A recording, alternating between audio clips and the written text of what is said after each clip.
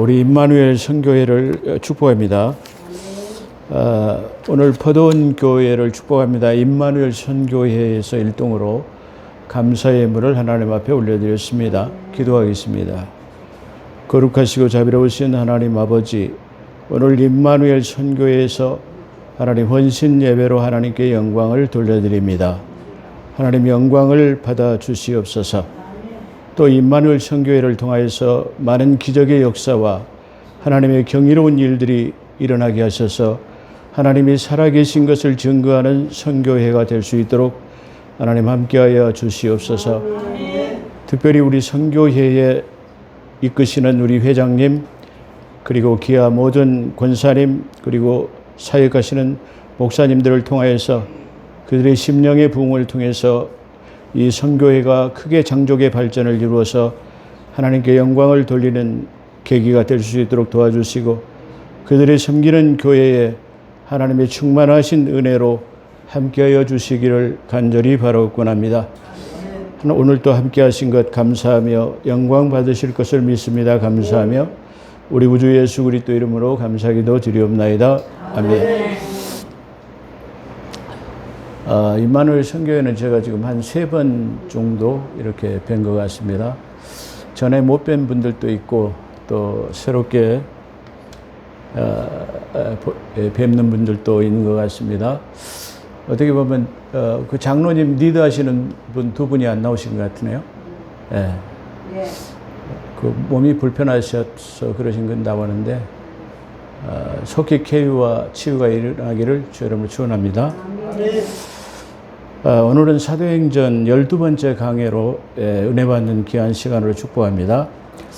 또 임마누엘 선교회를 축복합니다. 장로님, 권사님, 그리고 동행하시는 목사님들을 부귀와 장수로 축복합니다.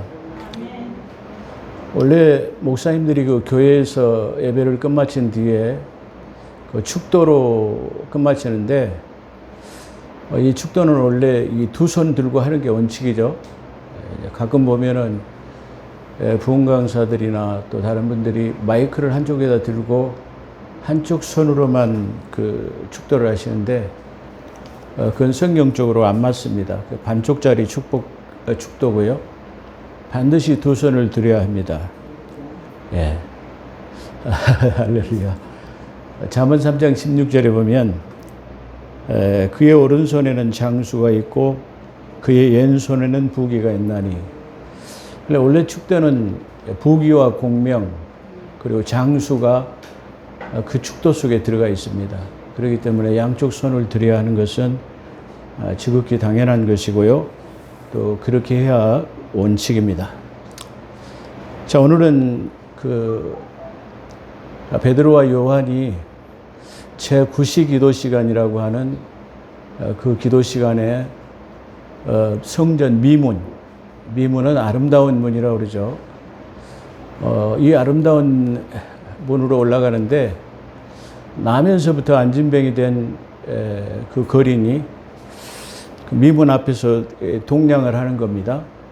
근데 지금 이 시점에는 이 예루살렘 교회가 태동되고 많은 사람들이 자기 재산과 소유를 팔아서 사도들의 발 앞에 두니라. 그래서 대단히 교회가 지금 풍성한, 아주 엄청나게 교회가 풍요로운, 재정적으로 풍요로운 교회가 됐습니다. 그래서 이 미문에 앉아있는 나면서부터 안진뱅이가 된 이 거리는 지금 저 기도하러 올라가는 사도들에게 동량을 구하면 교회 재정이 좀 충분하기 때문에 많은 돈을 좀 얻을 수 있을 것이다, 이렇게 생각을 하고, 두 사도가 기도하러 올라가는 걸 보고 그들이 이렇게 그 동정어린 눈빛으로 쳐다보죠. 그래서 이 베드로가 그 거린을 향해서 나를 주목해 보라. 주목하라는 것을 내 눈을 좀 잘 쳐다봐라 말이야. 그렇게 말하는 거죠. 그래서 그 본문 내용을 보면 네가 생각하는 것은 내가 지금 돈이 많이 있어가지고 너에게 동량을 많이 해줄 것으로 생각하느냐. 그러나 나는 지금 돈이 없단 말이야. 내가 가진 것은 은이나 금이 없고 내가 너에게 줄 수 있는 것은 나사렛 예수 그리스도 이름으로 걸으라. 할렐루야. 그래서 그 안진뱅이가 일어서는 기적이 있었습니다. 오늘 그 시점부터 거기까지가 지난주에 드린 말씀입니다. 근데 이 나자렛이라는 말은 원래 나사렛은 나자렛이라는 나시린의 뜻을 가지고 있습니다. 이 나시린이라는 뜻은 나면서부터 구별된 분, 그런 의미를 가지고 있어요. 그래서 우리가 잘못 곡해하는 것은 나사렛이라고 하면은 뭐 어떤 시골 촌, 뭐 이렇게 작은 마을 이렇게 생각하는데 예수님께서는 2살 밑에 아이들은 다 죽여라 그래가지고 저 애굽에 가 있다가 이제 너를 찾는 사람이 죽었단 말이야. 그래서 너희 돌아가라. 그래서 나자렛이라는 곳으로 갔는데 그래 그 간 이유는 나자렛 사람이라는 칭호를 얻기 위해서 그랬다. 그랬습니다. 나자렛 사람이라는 칭호를 얻는다라는 말은 그는 독특한 분으로서 구별된 분, 그런 말이에요. 자, 우리가 그 시대적 배경을 바라보게 되면 예수 그리스도, 예수라는 분은 우리의 구원자로 오신 분입니다. 근데 그 시대에 이제 유대에는 많은 예수라는 이름을 가진 사람이 많았습니다. 뭐 예수수, 예수와 여수로, 뭐 여호수아 다 구원자 이름이에요. 그렇다고 한다면 그 많은 사람들 이름 중에서 어떤 예수냐? 그렇죠. 그 시대에 많은 예수라는 이름을 가진 사람이 있는데 도대체 어떤 사람이 우리 구원자가 되느냐? 그런 말이에요. 그랬을 때 나자렛 예수, 구별된 분, 그런 칭호를 가지고 있다고 그렇게 말씀드렸습니다. 그래서 나자렛 예수라는 이름은 내가 베드로가 지금 말한 것처럼 내가 나자렛 예수 이름으로 걸으라. 그 말은 다른 말로 하면은 내가 구별된 나면서부터 하나님 앞에 드려지기로 성별된 그분의 이름으로 명하노니 구원을 얻으라. 자, 그래서 예수님은 많은 사람들 중에서 나사렛에서 사시는 분, 그분이 우리의 구원자가 되시고 또 이분은 우리가 생각해 보면은 그냥 간과하기 쉬운 것들이 좀 있습니다. 그건 어떤 것이냐면은 예수님은 30살이 되셨을 때 공생의 길을 시작하셨는데 이 30살에 시작한 것은 율법에 성전 봉사를 할 수 있는 나이가 30세이기 때문에 그렇습니다. 그래서 그가 하나님의 사역을 시작할 때 30세쯤 되니라 라고 말했는데 그 민수기서 6장에 나와 있는 30세 되어졌을 때 성전 봉사를 할 수 있는 나이입니다. 근데 그래서 예수님을 가만히 살펴보면 그분은 저 나자렛 사람이라고 하는 구별된 분, 저 나사렛이라고 하는 독특한 시골 방언을 하는 분, 또는 지금 예수님이 가지고 있는 이 독특성은 그분은 지금 30세가 됐어요. 이게 중요한 의미인데 우리가 성경을 찾아보면은 헤롯이 동방박사의 방문을 받고 너희 유대 나라에 예수 그리스도가 탄생하셨다 한다. 그분이 어디 계시냐 말이야. 그래 나도 모르는데 너희가 찾거든 나에게 알려달라 말이야. 그래서 그 동방박사들이 가고 난 다음에 2살 이하의 나이는 다 죽여라 말이야. 그러니까 3살 못된 아이들부터 다 죽이기 시작해가지고 다 죽였다라는 거야. 그러니까 그 시점에 태어난 아이들은 모두 다 거의 다 죽였어요. 근데 이때 예수님은 어디로 가셨나? 하나님께서 애굽으로 피신해가 있으라 그렇게 됐어요. 그렇기 때문에 우리가 나이 터울을 보게 되면 적어도 3세에서 4세까지는 다시 말하면 30세가 그 시대는 거의 없었어요. 그러니까 적어도 우리가 한번 쉽게 생각하면은 26살부터 30세 된 사람은 없어요. 그 말은 예수님 한 분밖에 없다 그 말이야. 그렇게 예수님은 독특한 그분의 구별된 분의 이름으로서 우리에게 역사해 주시고 계신다. 그렇게 말할 수 있어요. 자, 그래서 이 안진뱅이는 그에게 무엇을 얻을까요? 바라보거늘 5절에 그렇게 됐죠. 사도행전 3장 5절. 그 이유는 조금 전에 설명한 것처럼 많은 사람들에게 재산과 소유를 팔아서 새 예루살렘 교회, 아까 태동된 교회가 지금 재정적으로 부유했기 때문에 제가 이런 걸 지난주 설교에서도 잠깐 언급했는데 지금 이 거지가 생각하는 것은 좀 달라요. 왜냐하면 지금 교회가 부자가 됐으니까 저 사도들이라고 목회자들도 주머니가 좀 든든하겠지라고 생각하는 거예요. 그런데 교회가 부자가 된다고 해가지고 목회자가, 선교사가 부자가 되는 건 아닙니다. 교회가 부자가 된다 하지라도 목회자의 주머니는 가난해야 됩니다. 교회가 부자가 된다 할지라도 사역자의 주머니는 가벼워야 됩니다. 왜 그러냐면 우리는 예수 그리스도 때문에 복음의 짐진자들이기 때문에 선교 때문에 가난해지게 되는 거예요. 그렇기 때문에 우리가 지금 이 나면서 안진뱅이에 대한 이 거린이 생각하는 것은 지금 교회 재정이 충분하니까 저 사도들도 주머니가 좀 두둑할 거야. 그러니까 오늘 내가 미문에 가서 이 사도들한테 손을 벌리면 좀 많은 이 동량을 얻을 수 있을 것이라는 생각입니다. 거기에 대한 네 생각은 그렇지만 그게 그렇게 나와 있어. 문맥의 흐름에. 네 생각은 그렇지만 내가 돈은 가진 게 없어. 그러나 내가 줄 수 있는 것이 있다고 한다면 나사렛 예수 이름으로 걸으라. 할렐루야. 그거예요. 이 지금 우리가 이 제목을 제가 예수 그리스도로 말미암아 난 믿음이라고 정했습니다. 근데 원래 이 킹제임스 성경에 보면 예수 그리스도를 믿는 믿음이 나를 통하여 역사하신다. 할렐루야. 하나님은 뭘로 역사하시느냐 그러면 내가 하나님을 믿는 믿음 위에 나를 통해서 역사하시는 거야. 하나님은 나와 여러분들을 위해서 역사하시기를 원한다는 사실을 기억해야 됩니다. 하나님은 반드시 내가 아니면 일할 수 없는 분이라는 생각을 우리 선교회 회원들이 모든 사람들이 우리는 그걸 깨달으면 좋겠다 그런 생각이 됩니다. 또한 교회가 부자가 된다고 해서 목회자가 부자가 되는 건 아닙니다. 제가 그걸 비유로서 제가 말씀드린 적이 있는데요. 그 유튜브에 보니까 57년간을 교직 생활을 하신 분이 한 달에 월급을 한 800만 원 정도 받는다고 그래요. 근데 그건 아마 33년간을 이 재직한 교사로서의 800만 원은 마땅한 돈일 거예요. 근데 일반적인 사람들이 생각할 때나 저 노동자들, 예를 들어 기아 자동차나 현대 자동차에 근무하시는 분들은 가까운 포스코만 근무하는데도 보면은 보통 연봉이 1,000만 원이에요. 연봉이 1억이 넘습니다.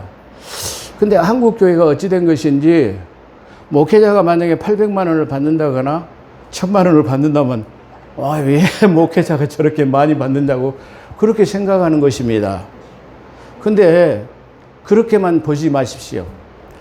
만약에 목회를 30년 해가지고 교회에서 800만 원에 1,000만 원이 받는 것이 세인들에 비해서 그것이 많이 받는 것으로 생각할지 모르지만 결코 그 연륜이나 경륜, 그 다음에 우리가 하나님에 대한 것에 기도와 간구와 말씀을 통해서 우리가 연구하는 것에 비하면 저는 많다고 생각하지 않아요.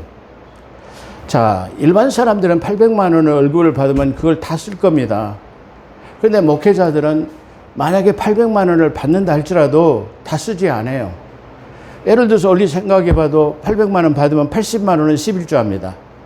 또 매주 주일마다 만약에 800만 원을 받으면은 아마 주정헌금도 10만 원 이상 넘게 하겠죠. 뭐 그것도 몇십만 원이야. 절기헌금 해야지, 감사헌금 해야지, 또 구제헌금 해야지, 성교헌금 해야지. 이렇게 결국은 목회자에 들어온 주머니는 도로 가벼워질 수밖에 없어요. 왜? 선교 때문에.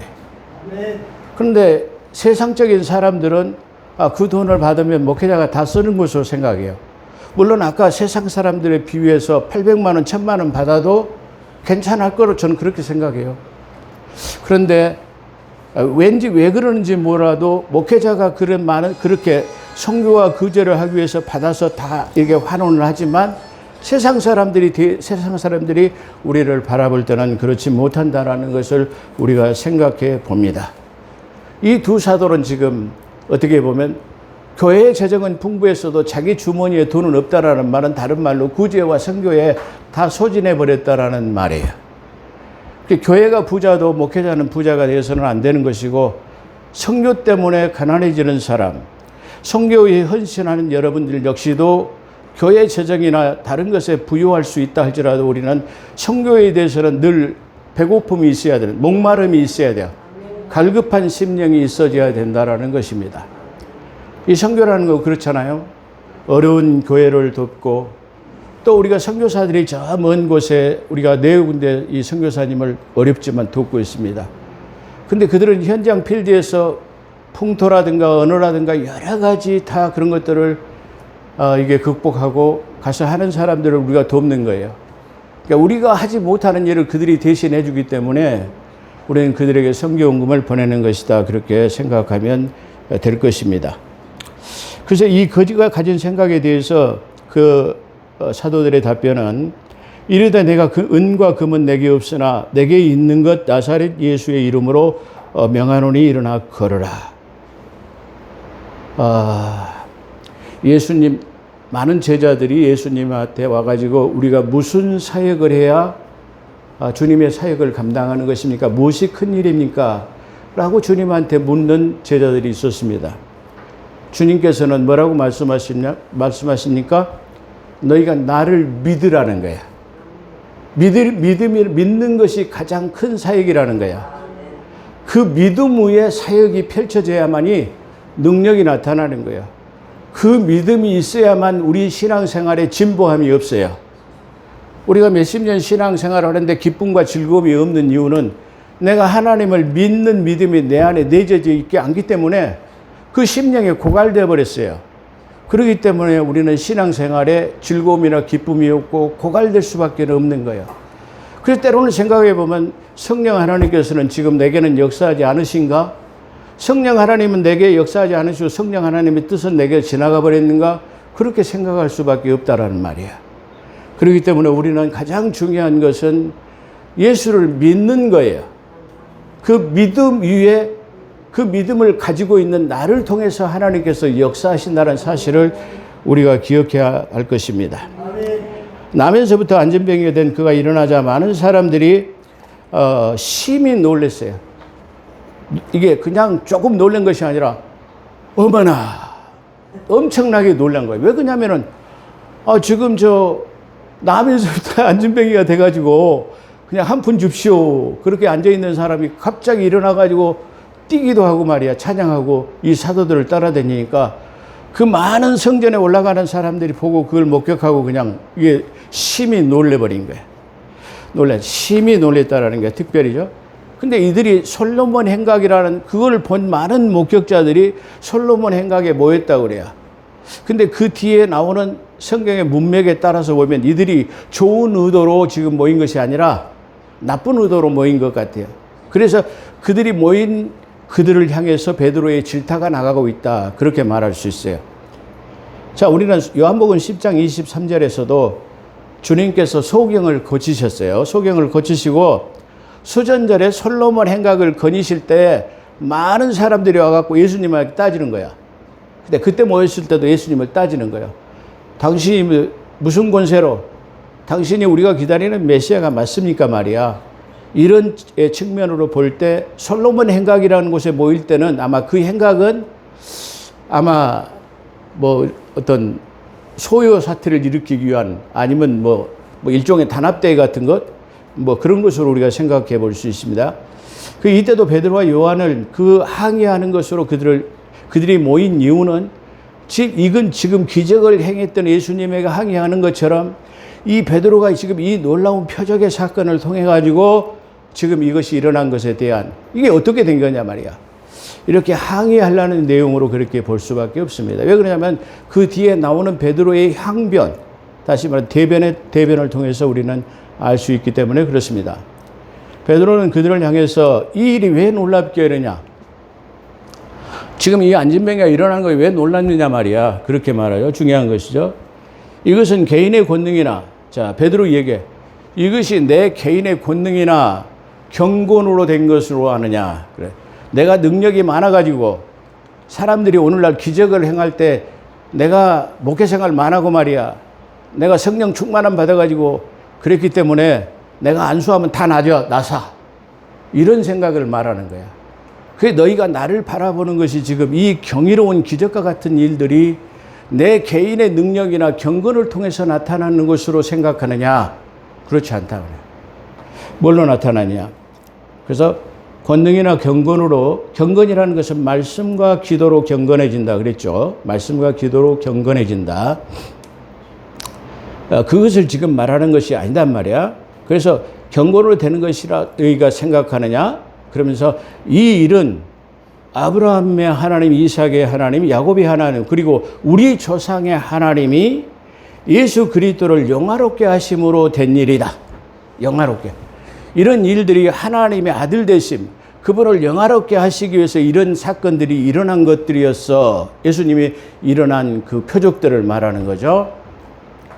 자, 표적이라는 것은 우리가 성경에서 어떻게 나타나냐 그러면 표적은 하나님께서, 예수님께서 행하신 것은 하나님 되심을 나타내는 표적이에요. 다시 말하면 가나의 혼인잔치에 물이 포도주가 되게 하신 것, 베세다 강야에서 오병이의 기적을 행하신 것, 또 그 다음에 무리를 걷게 하신 것, 문둥병을 고치시고 소경을 일으키셔, 이런 모든 일들이 하나님 되심을 나타내. 내가 하나님이다. 다시 말하면 물 위에 걷는 것은 창세기 1장 2절에 보면 땅의 깊음과 어둠의 깊음과 땅의 혼돈함, 그리고 그 깊음 위에 하나님의 신이 수면 위에 운행하니라. 수면. 하나님이 천지창조 이전에 다시 말하면 이 성령 하나님은 물 위를 걸으시는 하나님이셨어요. 할렐루야. 그 태초에 하나님께서 물 위를 걸으셨던 하나님이 육신의 몸을 입고 오셔서 물 위를 걷는 것은 그 창조 사역의 하나님, 바로 그분이 나야, 너희가 찾는 그 하나님이 나야라는 것을 말하는 거야. 민수기서에 보면, 레위기서나 민수기에 보게 되면 문둥병자는 레위기서에 보면 이 대제사장만이 그걸 진찰을 하는 거예요. 대제사장만이 진찰하되 문둥병은 그 고칠 수 없는 병이에요. 근데 예수님께서 그 문둥병을 고치셨다라는 말은 너희 제사장들은 문둥병을 진찰할 수만 있지만 나는 그 문둥병을 고칠 수 있는 분이야. 그랬을 때 대제사장 중에서 대제사장이야. 할렐루야. 그걸 지금 말하는 거예요. 그렇기 때문에 예수님의 표적이라는 것은 바로 하나님 되심을 나타내는 것이고, 여기 지금 베드로가 행하는 것은 바로 사도됨을 나타내는 거예요. 그래서 이 표적을 사도적 표적이라고 그래요. 또 마가복음 16장에 보게 되면 뒤 후반절에 보면은 믿는 자의 표적이 나타나죠. 그런 것처럼 성경에서는 세 가지의 표적이 나타나는데, 하나님 되심의 표적, 그 다음에 사도적 표적, 그 다음에 믿는 자의 표적이 나타나요. 근데 이 모든 표적이 하나님을 믿는 믿음이 나를 통하여 역사하신다. 할렐루야. 그걸 말하고 있다. 그런 말이에요. 그래서 그 조상의 하나님이 하나님을 영화롭게 했다. 그런데 지금 그들에 대해서 항변하는 거야. 그런데 너희는 예수 그리스도를 빌라도에게 넘겨주고, 빌라도에게 넘겨줬는데, 빌라도가, 그래서 그 문맥에 보면, 예수님을 신문하시죠. 네가 유대인의 왕이냐? 그러니까, 그렇다. 내가 유대인의 왕이다 말이야. 그러면 네 나라가 지금 보이는 이 통치하는 나라가 네 나라냐? 그러니까, 내 나라는 여기에 속한 것이 아니라 하나님의 나라에 속한 영적인 나라다. 그러니까 이 빌라도가 생각할 때는 지금 이 반정부를 통해 가지고 이 독립운동을 해 가지고 로마의 속국으로서부터 벗어나려고 하는 그런 사람인가라고 생각했는데, 신문을 해보니까 그런 게 아니에요. 세금도 잘 내고 그런 반정부 쿠데타를 일으킨 사람이 아니야. 그래서 이 빌라도가 너는 무죄다 말이야. 그래서 이 빌라도가 신문한 다음에 대제사장과 서기관들 앞에 나와서 내가 이 사람의 죄를 도무지 발견하지 못했노라. 내가 풀어주겠다. 그러니까 안 된단 말이야. 그 말이죠. 그래서 지금 그렇게 말한 거예요. 빌라도에게 넘겨주었는데 빌라도가 놓아주기로 결의를 했어요. 죄가 없단 말이야. 우리가 이 빌라도에 대한 사람을 잘 생각을 해보면, 빌라도가 예수 그리스도를 십자가에 못 박았어요. 근데 거기다 죄패라고 하는 그 위에다가 죄패, 죄의 제명을 갖다 기록한 거죠. 거기다가 유대인의 왕 예수 그랬어요. 그래서 썼어요. 죄패다. 근데 이거를 갖다가 라틴어, 헬라어, 히브리어 이렇게 세 가지로 썼다고 그래요. 그러니까 제사장들이 와서 보고 유대인의 왕 예수를 자칭 유대인의 왕이라고 쓰라 그러니까 나는 못한다. 왜 그랬죠? 내가 신문한 바로는 저 사람은 자칭이 아니라 영적인 하나님의 왕으로 오신 분이 분명하기 때문에 너희가 그 공소 사실에 대해서 너희가 다시 한번 심판해 달라고 했기 때문에 나는 그대로 심판한 건데 그 죄명을 바꿀 수 없어. 그런 뜻이에요. 그래서 저 유대인들이 자칭 유대인의 왕으로 고쳐달라는 거예요. 빌라도 난 그렇게 할 수 없어. 그래서 니들 맘대로 유대인의 왕 예수 할렐루야. 그렇게 썼다고 그렇게 말하죠. 자, 그래서 빌라도에게 넘겨주기로 결의했지만 요한복음 18장 38절에 기록됐죠.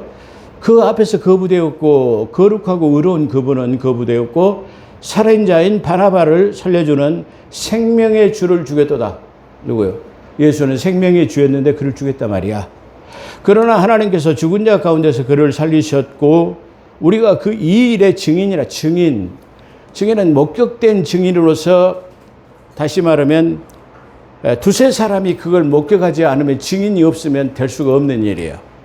근데 예수님께서 십자가에 못 달려 죽인 것은 아주 수많은 사람들이 그걸 목격했고 또 부활하신 것도 부활하신 후에 40일간 있었고 제자들에게 3번 나타났고 또한 부활 승천하실 때는 500명이라는 사람들 가운데서 올리우셨어요. 할렐루야. 그렇기 때문에 이 수많은 증인이 있다라는 말이야.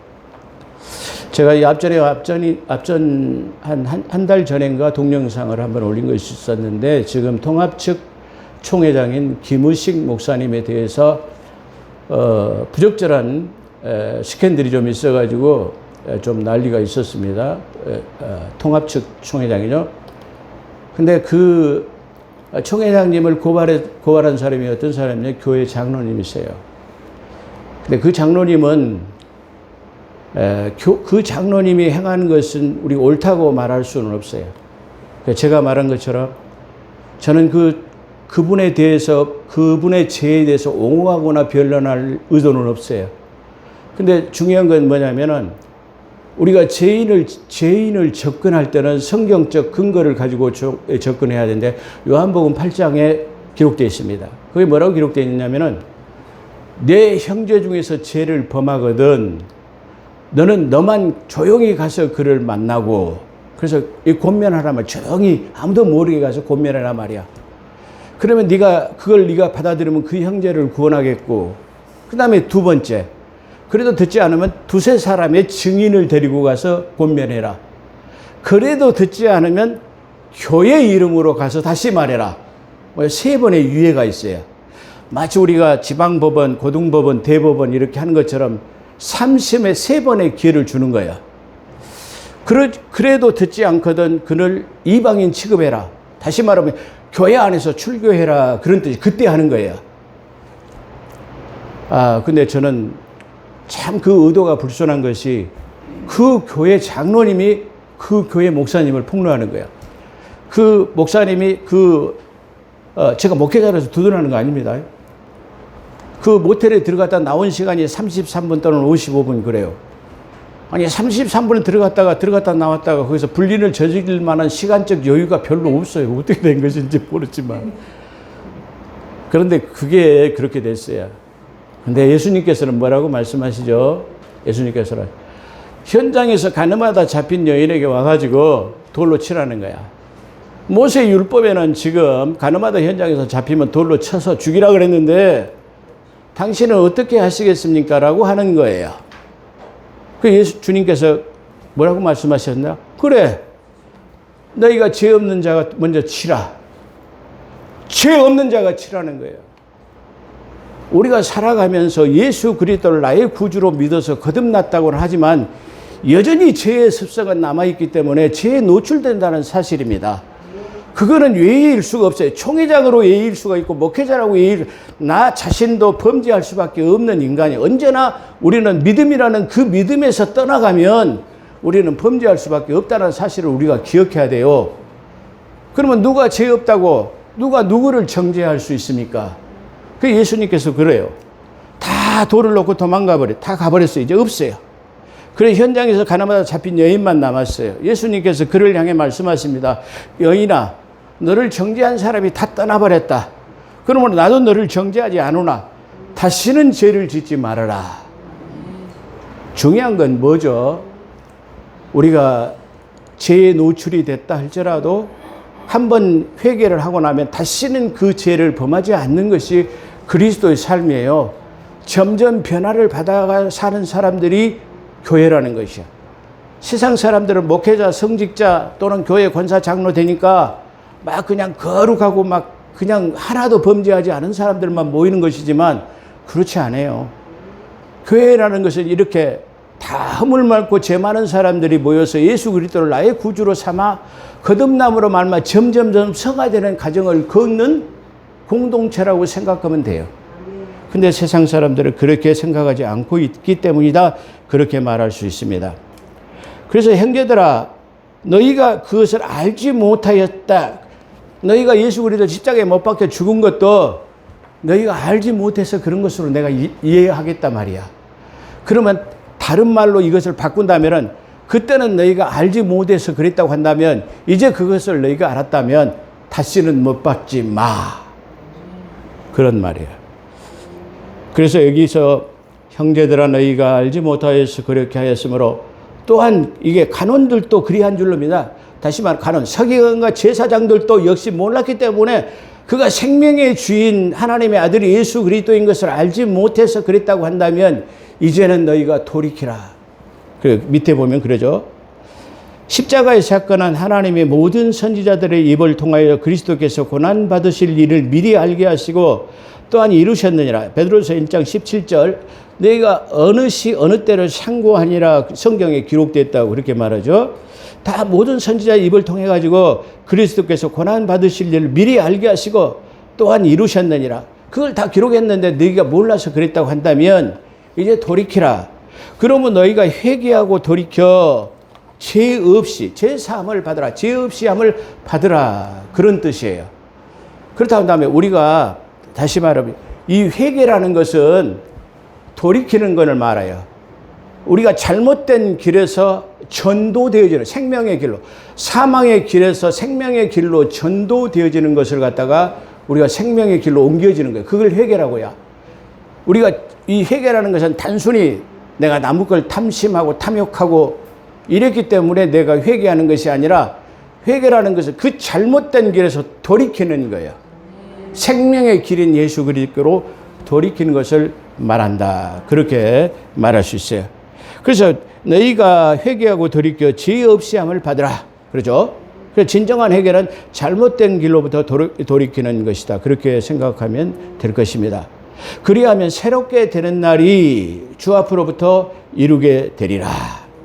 여기서 새롭게 되린다는 말은 우리가 예수 그리스도를 이게 믿어서 새롭게 변화받는 것뿐만 아니라 그 뒤에 문맥을 보게 되면은 새롭게 정말로 새롭게 되는 것은 예수 그리스도의 재림을 통해서 가능한 거예요.